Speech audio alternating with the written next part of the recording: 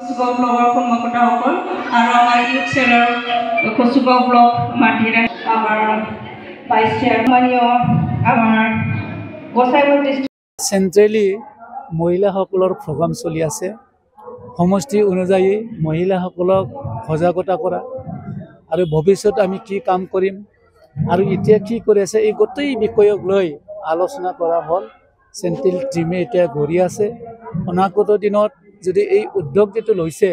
মই ভাবোঁ আমাৰ অঞ্চলখন মানে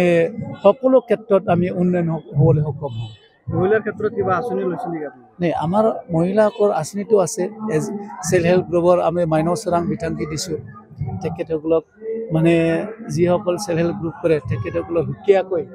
ভাল যদি কাম কৰা সকলক আমি চাই আছোঁ আৰু আগবঢ়াই লৈ আছোঁ তেখেতসকলৰ কাৰণে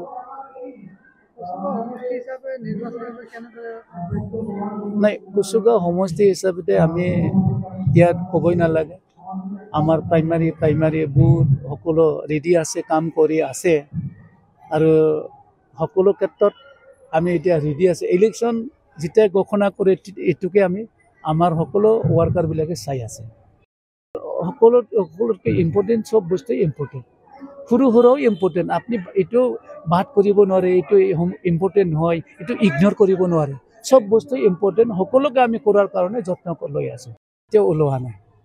বাধা কোনে হ'ব কি কোনে কাৰ লগত যুঁজ হ'ব